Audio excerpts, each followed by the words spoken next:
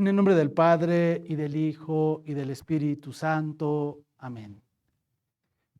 Queridos padrinos, queridas madrinas, este día 11 de julio eh, estamos recordando la memoria de San Benito Abad, quien nació en Italia, y que desde joven pues tuvo ese deseo de iniciar precisamente esa búsqueda de Dios en su vida, lo que le llamaban los antiguos monjes el quaerere deum, buscar a Dios, ¿no? Y se le unieron unos discípulos, pero después de un tiempo él se fue al Monte Cassino, allí escribió su regla. San Benito murió en el año 547. Este monasterio pues todavía existe en este lugar de Italia, y la orden benedictina, tan famosa, tan antigua, continúa este día, hasta hoy en día, este mismo carisma, que fue, digamos, la participación de los benedictinos en la evangelización de Europa fue fundamental. Este día martes, 11 de julio, la liturgia nos invita a meditar el capítulo 9, versículos del 32 al 38 del Evangelio de San Mateo. Escuchemos, por favor. En aquel tiempo llevaron ante Jesús a un hombre mudo que estaba poseído por el demonio. Jesús expulsó al demonio y el mudo habló. La multitud maravillada decía: nunca se ha visto nada semejante en Israel.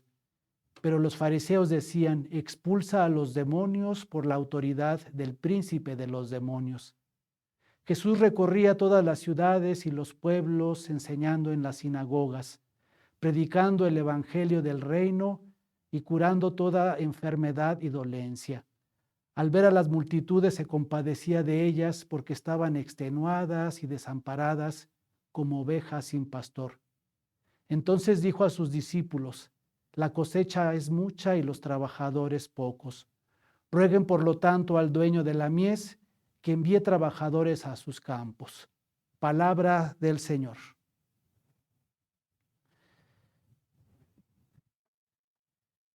Uno de los aspectos más complicados en la vida del ser humano es querer ser como Dios, ¿verdad? Ese fue el pecado que separó precisamente, que alejó, que hizo que el ser humano se escondiera, como ya en algún otro momento habíamos reflexionado, y también la idolatría, porque este es un vicio que entra en nuestro corazón y que es tan profundo que muchas veces no lo podemos arrancar, ¿no?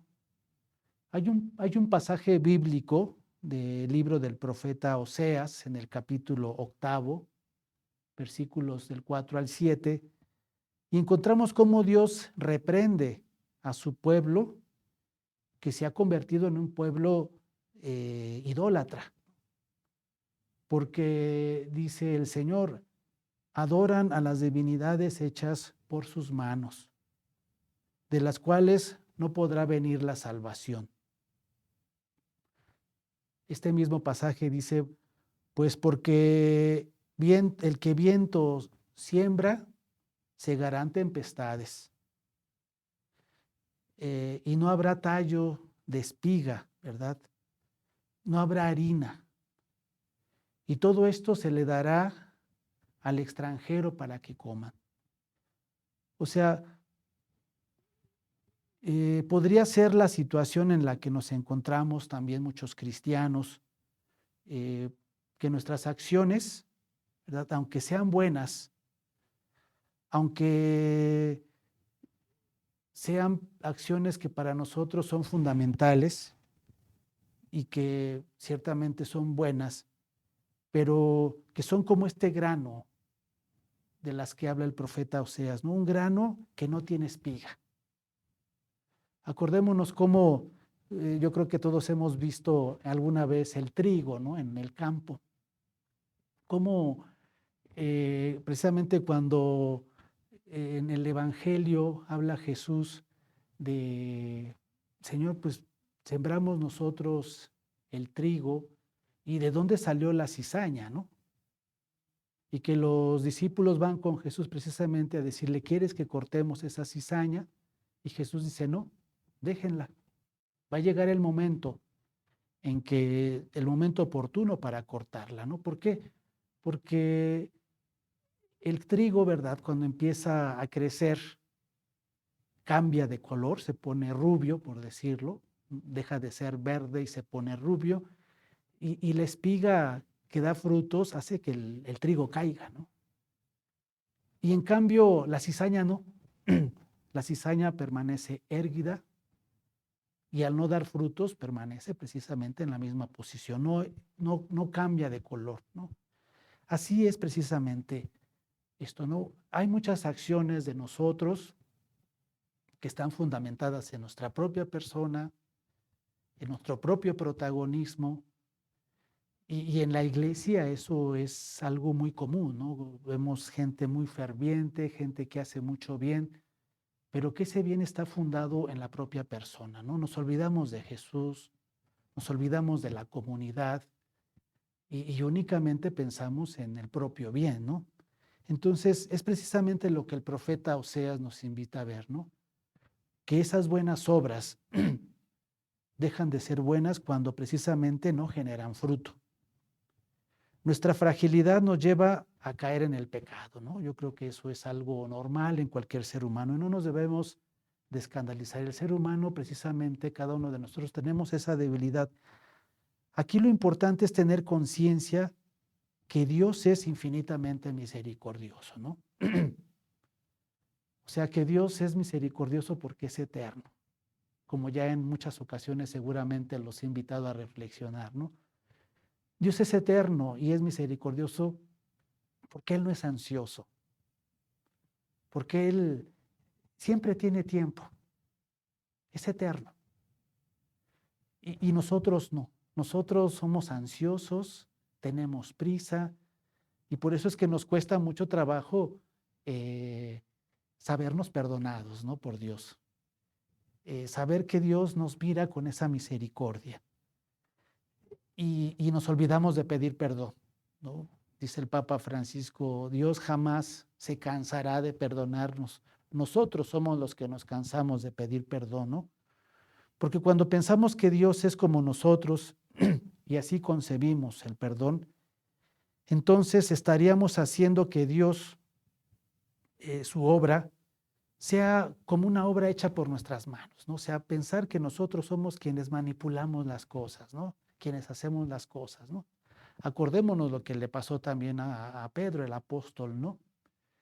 Que le dice, Señor, cuando Jesús anuncia su muerte y que Pedro le dice, no, Señor, esto no puede pasar.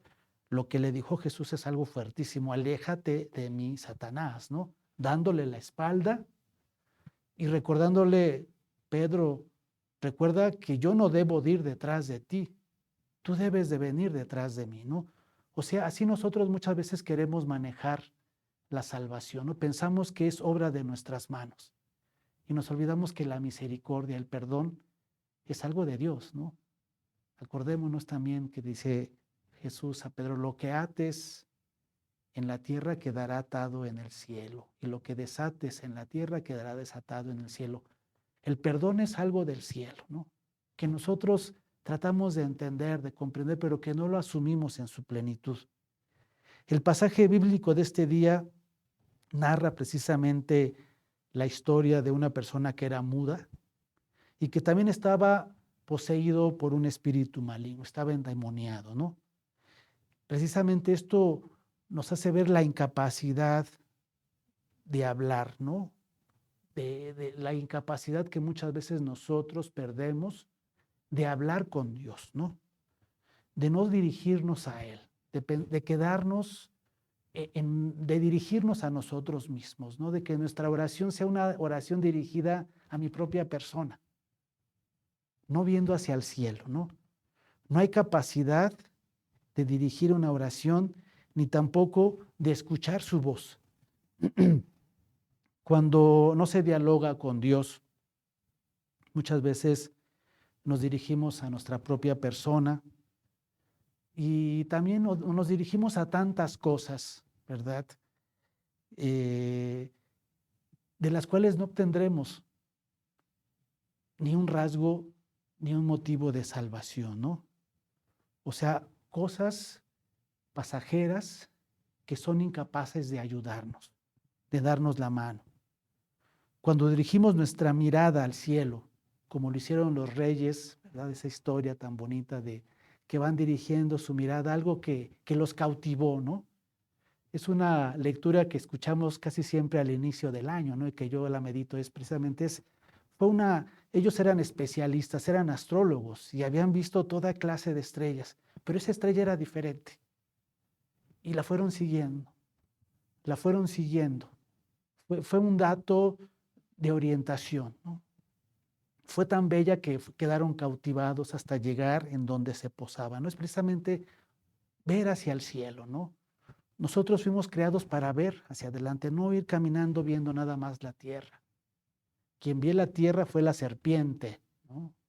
Nosotros somos, nuestra columna vertebral fue creada así, ¿verdad? Vence la gravedad. Podemos ver hacia adelante y hacia arriba, ¿no? Y para hablar con Dios hay que ver el cielo. Seguramente recibiremos una palabra de esperanza cuando nosotros nos dirigimos al cielo, de parte de Dios, ¿no? Que siempre, en su infinita misericordia, sabe dirigirnos lo que nosotros necesitamos. Sabemos que después de más de 2000 años de haber iniciado la evangelización, una mayoría en el mundo no ha escuchado esta buena noticia. Pero también muchos de nosotros, cristianos, afectados de una sordera, de una incapacidad espiritual de hablar con Dios, de dirigirnos a Él, hacemos que Jesús continúe diciendo, la mies es mucha, pero los trabajadores son pocos, ¿no? Porque no somos nosotros también capaces de entrar en esa invitación que Jesús nos hace de escuchar su palabra, de ser redimidos por su palabra. Hay que seguir orando al dueño de la mies, que nos envíe trabajadores, que sepamos escuchar su palabra. La escucha, ¿verdad? Es un aspecto muy importante para el cristiano, ¿no? De la escucha decía precisamente de los 5 sentidos que nosotros tenemos según la Sagrada Escritura, el más importante es la escucha, ¿no? San Pablo dice, la fe nace de la escucha, ¿no? Vamos a confiar en Dios, que siempre es generoso con quien lo escucha, con quien se dirige a Él y quien no deja de ver esa luz de esperanza que puede iluminar nuestra vida. En el nombre del Padre, y del Hijo, y del Espíritu Santo. Amén.